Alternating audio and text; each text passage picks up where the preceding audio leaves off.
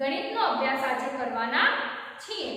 મને આશા છે કે આપ સૌ ઘરે બેસી અને અભ્યાસ કરતા જ હશો અને દરરોજ વિડિયો જોતા પણ હશો।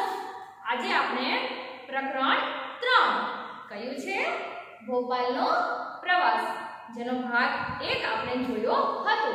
એમાં આપણે ક્યાં સુધી પહોંચ્યા હતા?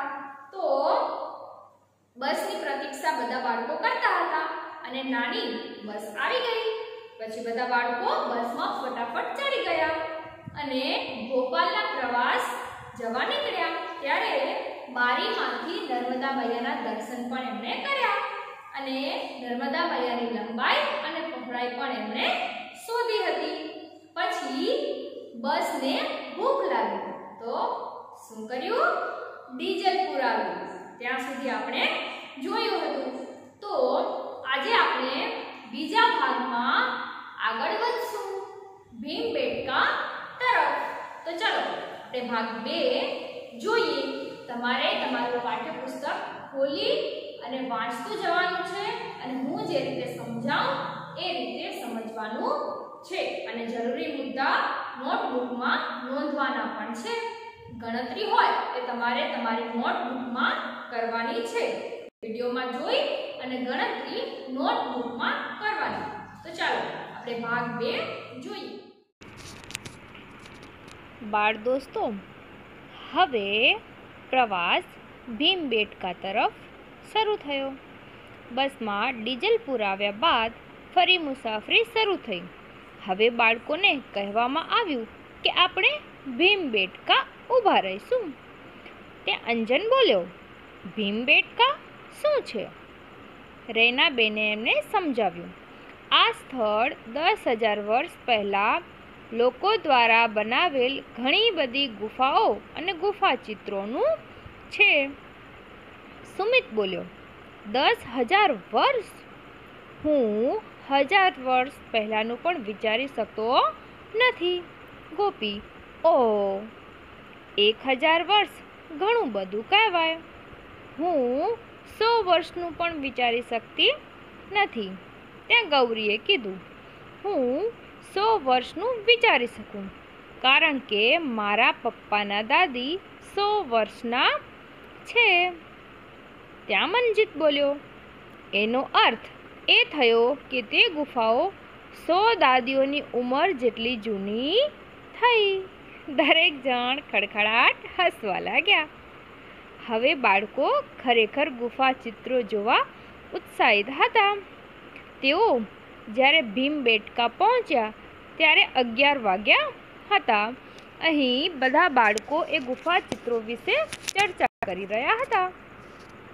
આપણે બધા પહેલાંનું વિચારતા નથી કે પહેલાંના જમાનામાં કઈ કઈ વસ્તુઓનું બાંધકામ થયું હતું અને આપણે એ વસ્તુઓ જોવા પણ અત્યારે જતા નથી।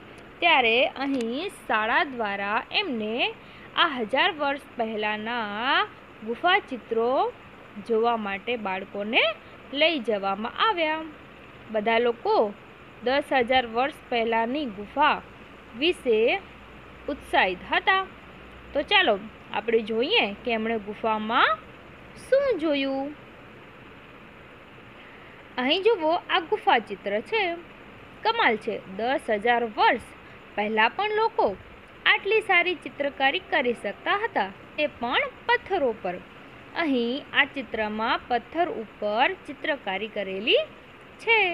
અરે, આ પથ્થરો 1000 વર્ષ જૂના છે। બાળકો આ પથ્થરોને જોઈને ખૂબ જ ઉત્સાહિત થયા અને એમણે જોયું।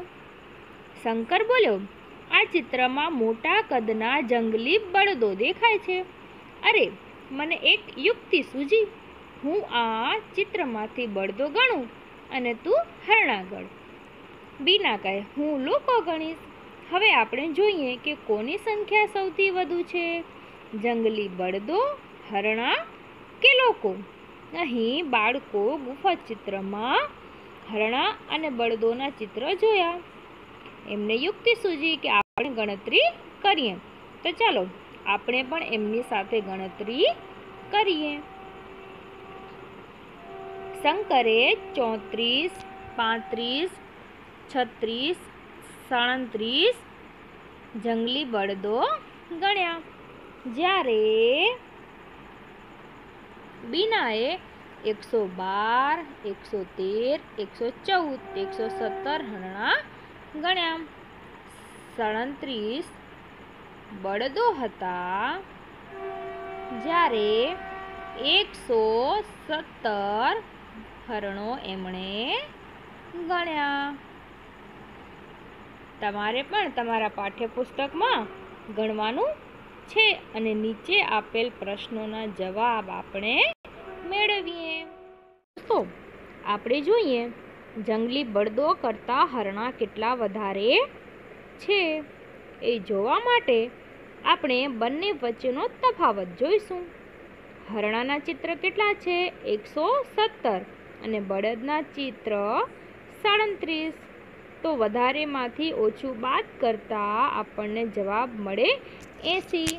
અહીં બંનેની સંખ્યાનો બાદબાકી કરવાની છે. હરણાના ચિત્ર 117 અને બળદના ચિત્ર 37. તો બંનેની બાદબાકી કરતાં 7માંથી 7 જાય તો 0. 1માંથી 3 નહીં જાય એટલે આપણે અહીંથી લેશું 10 કો 10 ને 1 11. 11માંથી 3 જાય તો વધશે 8 એટલે હરણાના ચિત્ર 8. જંગલી બળદો કરતાં હરણાના ચિત્ર કેટલા વધારે છે? 80. બળદના 37. જ્યારે હરણાના ચિત્ર થશે 80. આ ગણતરી તમારે તમારી નોટબુકમાં કરવાની રહેશે. હવે પછીનો પ્રશ્ન આપણે જોઈએ. પરંતુ બીના સૌથી વધુ ખુશ છે કારણ કે બળદો અને હરણાની કુલ સંખ્યા કરતાં લોકોની સંખ્યા વધારે હતી. તેની સંખ્યા 200 કરતાં ઓછી છે. લોકો કેટલા હતા? 210 બાળકો પ્રવાસે જઈ રહ્યા હતા. બીનાએ કેટલા લોકોની ગણતરી કરેલ છે? 200 કરતાં ઓછી. શું કહ્યું છે અહીં? 200 કરતાં ઓછી. તો આ 4 સંખ્યામાંથી 200 કરતાં ઓછી કેટલી છે?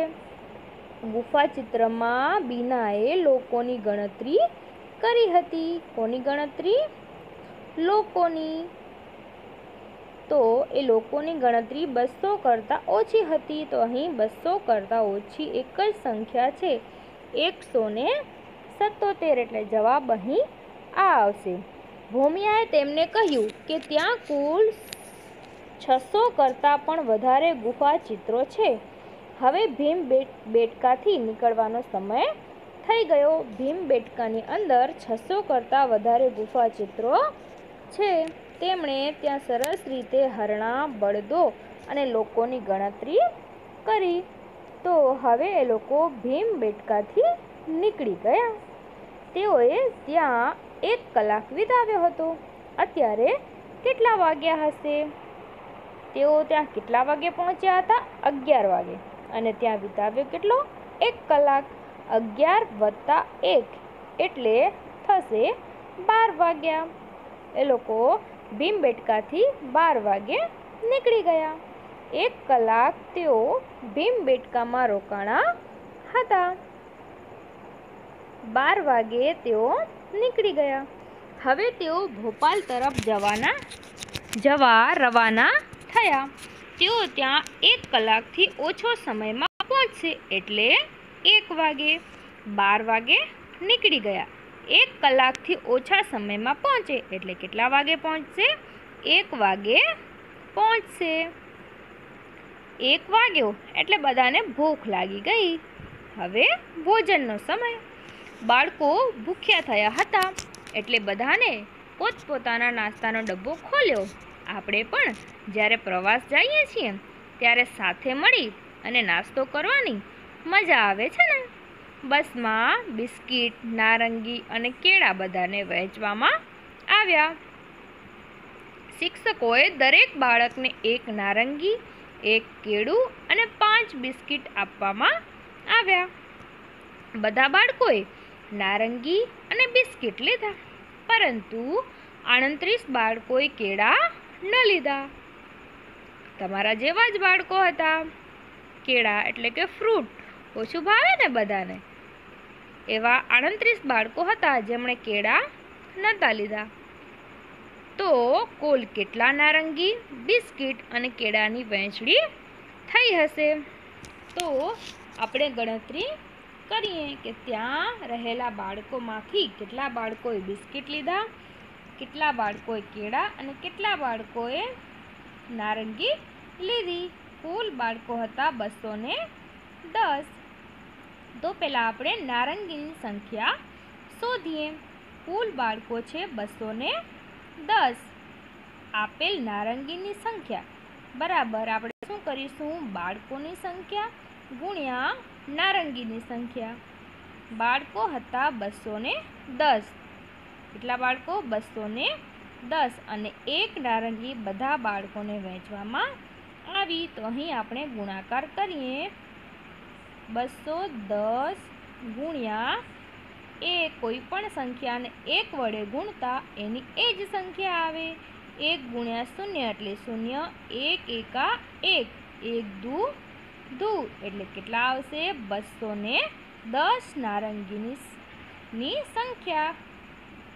210 બાળકોએ નારંગી લીધી. કેટલી નારંગી આપવામાં આવી હતી? 1 નારંગી. તો ત્યારબાદ આપણે બિસ્કિટની સંખ્યા શોધીએ.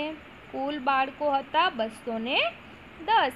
આપેલ બિસ્કિટની સંખ્યા બરાબર કુલ બાળકો અને આપેલ બિસ્કિટ. દરેક બાળકને 5-5 બિસ્કિટ આપવામાં આવ્યા હતા. એટલે આપણે 210 ગુણ્યા 5 કરીએ. મારી સાથે તમારે પણ ગુણાકાર નોટમાં કરવાનો છે. 5 ગુણ્યા 0 એટલે 0. 5 એકા 5 અને 5 દુ 10. આમ ગુણાકાર કરવાનો એટલે સંખ્યા મળી આપણને 1050. 1050 બિસ્કિટ બાળકોને વહેંચવામાં આવ્યા હતા. હવે આપણે કેળાની સંખ્યા શોધીએ. તો કુલ બાળકો 210 અને કેળા એમાંથી 29 બાળકોએ કેળા નહોતા લીધા. એટલે 210 ઓછા 29 એટલે આપણને જવાબ મળે 172. આ બધી જ ગણતરી તમારે નોટબુકમાં કરવાની છે. નોટબુકમાં પ્રશ્ન લખી અને આ રીતે ગણતરી કરવાની છે. હવે આપણે આગળ વધીએ. મનજીત અને ભાનુએ ઝડપથી પોતાનું ખાવાનું પૂરું કર્યું અને સમય પસાર કરવા એકબીજાને ઉખાણા પૂછવા લાગ્યા. મનજીત કહે 100 અને 150ની બરોબર વચ્ચે આવતી સંખ્યા મને કહો. ભાનુ કહે 120. ના. 130. ના, તે 125 છે. મનજીત કહે સાચું. હવે તું પૂછ. બીજા બાળકો પણ તેમાં જોડાયા અને બધા ઉખાણા પૂછવા લાગ્યા. આપણે જ્યારે પ્રવાસ જઈએ છીએ ત્યારે એકબીજાને જોડકણા અને ઉખાણા પૂછીએ છીએ. અહીં દરેક બાળક આ જોડકામાં એટલે કે ઉખાણામાં જોડાયા અને એકબીજાને ગણતરીવાળા ઉખાણા પૂછવા લાગ્યા.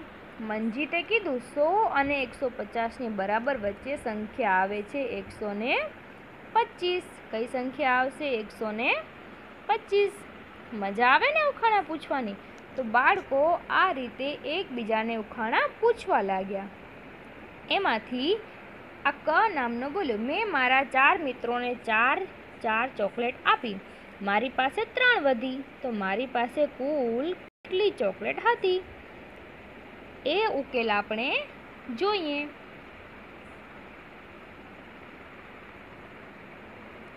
આપણે અહીં કોયડા ઉકેલ શોધીશું. આ પણ તમારે તમારી નોટબુકમાં નોંધવાનું છે.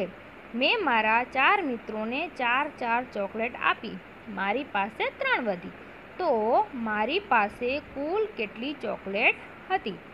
ચોકલેટની કુલ સંખ્યા આપણે શોધીએ. મિત્રોની સંખ્યા ગુણ્યા દરેકને વહેંચેલી ચોકલેટ પ્લસ વધેલ ચોકલેટ. મિત્રો કેટલા હતા? 4 અને દરેકને કેટલી ચોકલેટ આપી? મિત્રો કેટલા છે અહીં? 4 એને કેટલી ચોકલેટ આપી? 4, એટલે 4 ગુણ્યા 4, અને મારી પાસે વધી 3, એટલે કેટલી વધી? 3. 4 ગુણ્યા 4 કરતાં આપણને અહીં જવાબ મળશે 16 પ્લસ 3. 16 પ્લસ 3 આપણે કરીએ તો 6 ને 3 9, વધ્યું 1, એટલે આપણને જવાબ મળશે 19 ચોકલેટ. એની પાસે કુલ કેટલી ચોકલેટ હતી? 19. 16 એણે એના મિત્રને આપી, એના પાસે 3 વધી, એટલે થઈ 19 ચોકલેટ. એના પછીનો કોયડો આપણે જોઈએ.